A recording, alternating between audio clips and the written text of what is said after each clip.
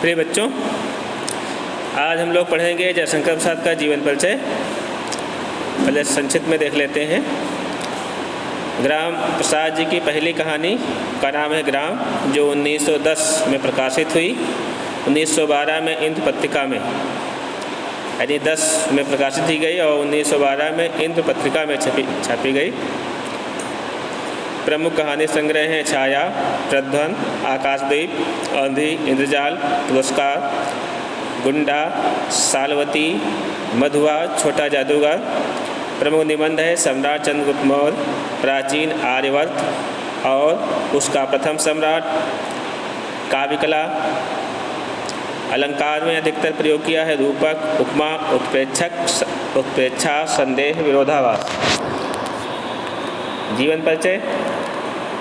जिस समय खड़ी बोली और आधुनिक हिंदी साहित्य किशोरावस्था में पदार्पण कर रहे थे, उस समय जयशंकर प्रसाद का जन्म सन 1889 ईस्वी माघ शुक्ल 10वीं संवत 1946 विक्रमी वाराणसी उत्तर प्रदेश में हुआ था। कवि के पितामह शिवरत्न साहू वाराणसी के अत्यंत प्रतिष्ठित नागरिक थे और एक विशेष प्रकार की सुरती अर्थात तंबाकू बनाने के कारण सुगनी साहू के नाम से विख्यात हुई।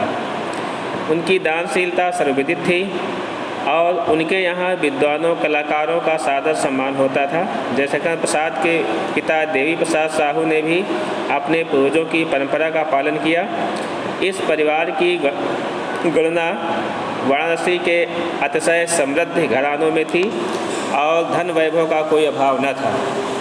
प्रसाद का कुटुंब शिव का उपासक था। माता पिता ने उनके जन्म के लिए अपने इष्ट देव से बड़ी प्रार्थना की थी। वैद्यनाथ धाम के झारखंड से लेकर उज्जैन के महाकाल की आराधना के फलस्वरूप पुत्र जन्म स्वीकार कर लेने के कारण सहसों में जयशंकर प्रसाद को झारखंडी कहकर पुकारा जाता था। वजन वैद्यनाथ धाम में ही जयशंकर प्रसाद का नामकरण संस्कार हुआ।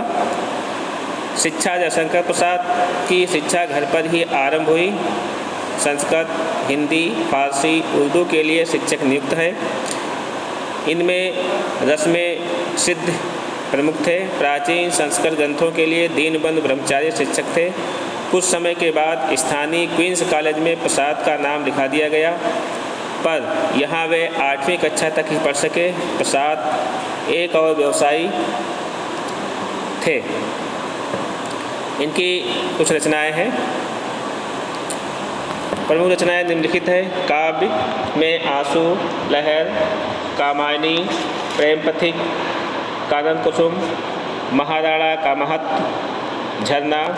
नाटक में स्कंदगुप्त, चंद्रगुप्त, भूस्वामी, जन्मेजय का नाग, एक राजश्री, अजातशत्रु, कामना, एक घूंट सज्जन। कहानी संग्रह में छाया, प्रध्वन, आंधी, इंद्रजाल, आकाशदीप। उपन्यास में कंकाल, तितली, इरावती, अपूर्ण है। उसके बाद में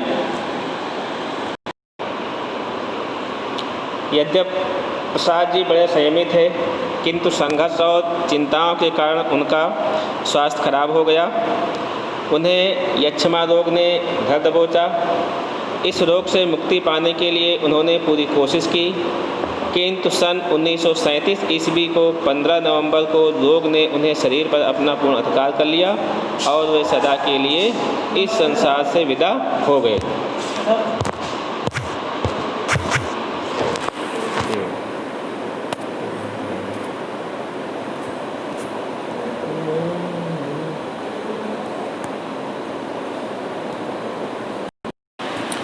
बच्चों, अभी जो हमने एक पैराग्राफ आपको बताया है, पढ़ा है, उस पैराग्राफ को रचनाओं के पहले लिखना है और रचनाएं बाद में लिखनी।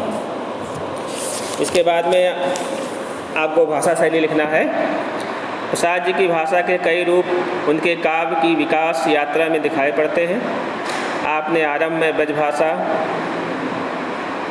किया, अर्थात आपने लेखन का आरंभ ब्रजभाषा से किया और फिर खड़ी बोली को अपनाकर उसे परिष्कृत, प्रवाहमयी, संस्कारनिष्ठ भाषा के रूप में अपनी काव्य भाषा बना लिया। प्रसाद जी का शब्द चयन ध्वन्यात्मक सौंदर्य से संबंधित है। प्रसाद जी के लाक्षणिक शब्दावली के प्रयोग द्वारा अपनी रचनाओं में मार्मिक सौंदर्य की सृष्टि की है। अब शैली है। प्रसाद जी की काव्य शैली में परंपरागत तथा नव्य अभिव्यक्ति कौशल का सुंदर समन्वय है। उसमें ओज, माधुर्य और प्रसाद तीनों गुणों की सुसंगत है। विषय और भाव के अनुकूल विविध शैलियों का प्रौढ़ प्रयोग उनके काव्य में प्राप्त होता है। वर्णात्मक, भावात्मक, अलंकारिक, श्रुतिपरक, प्रतीकात्मक आदि शैली रूप उनकी अभिव्यक्ति को पूर्णतः प्रदान करते हुए वर्णात्मक शैली में शब्द चित्रांकन की कुशलता दर्शनीय होती है।